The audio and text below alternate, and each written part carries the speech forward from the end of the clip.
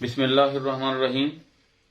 تو اگلا سوال آپ کا ہے کہ دوا کی تعریف کیجیے اور ادویات کے داخلے کے مختلف طریقے تفصیل سے بیان کریں۔ اب سوال تو تفصیل سے بتایا گیا ہے، لیکن آپ کو جتنا آپ سے پوچھا جائے آپ اس کی اسی طریقے سے تقسیم کر کے جواب لکھیں تو آپ کو زیادہ فائدہ ہوگا۔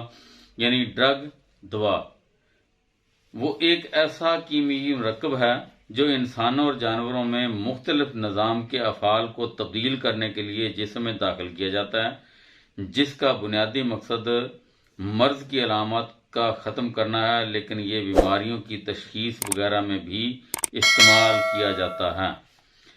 ایک تو ادویات کے مختلف نام ہوتے ہیں، یعنی ادویات کی حالتیں، یعنی 3 حالتیں ہوتی ہیں۔ ایک تو اس کا کیمیائی نام ہوتا ہے، اور دوسرا اس کا جنرک نام ہوتا ہے، تیسرا اس کا کسی کمپنی کا اپنا دیا ہوا برانڈڈ نام، پروپرائٹری نام اسے کہہ سکتے ہیں، آپ اس کا ذکر کر سکتے ہیں۔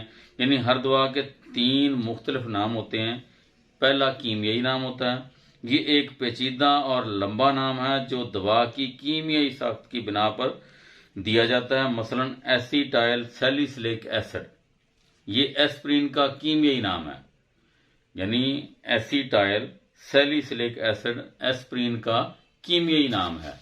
تو اس کے ساتھ اگر آپ اس کا دوسرا نام جنرک نام ہے، یہ کسی دوا کا وہ نام جو کسی آفیشیل کتاب یعنی فارماکوپیا میں دیا گیا ہو، مثلا ایسپرین، یہ ایک جنرک نام ہے۔ یہ کسی بھی آفیشیل بک یا سرکاری کتاب میں لکھا ہوتا ہے، یعنی جو فارماکوپیا کی کتاب ہے۔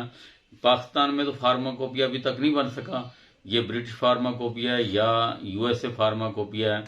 تو ہندوستان نے IP میں بنایا، یعنی یہ جو دیسی ادویات ہیں اس میں انہوں نے بنایا ہوا۔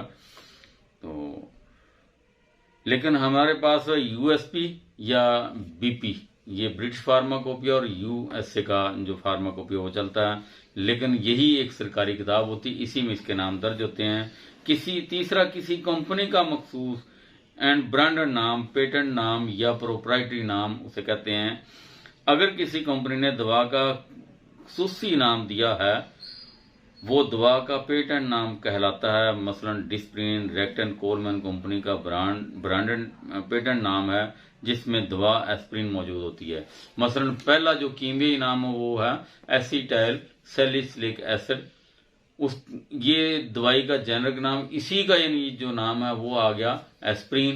اور ایسپرین کو جب کسی کمپنی نے اپنی پروڈکٹ میں تیار کیا تو اس کا برانڈڈ نام انہوں نے بنا دیا یا پروپرائٹری نام بنا دیا ڈسپرین، یا ایمپرین کہتے ہیں، ویلکم نے بنایا ہے، یا نو پین ہے تو یہ کسی دوسری کمپنی نے بنایا۔ اپنی کمپنی نے اپنے نام رکھے، اسے پروپرائٹری نام کہتے ہیں۔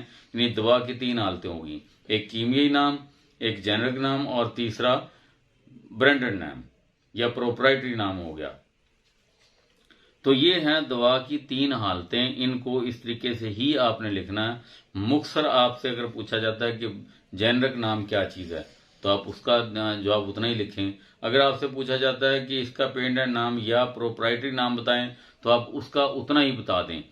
اور اس کے ساتھ ساتھ اگر آپ سے یہ پوچھا جاتا ہے کیمیائی نام کیا ہے تو وہ آپ اس طریقے سے اتنا ہی جواب دیں گے، آپ اس میں لمبا نہیں لکھنا، آپ نے مختصر آپ نے جواب دینا، تو آپ کا اس طریقے سے سوال مکمل ہو جائے گا۔ یعنی ایک ہی سوال میں سے 3 سوال بھی بن سکتے ہیں اور اس کا 1 سوال بھی بن سکتا ہے۔ تو یہ اس کا طریقہ کار تھا، اور یہ آپ کا سوال ہے دوسرا۔ انشاءاللہ آپ تیسرا سوال شروع کریں گے۔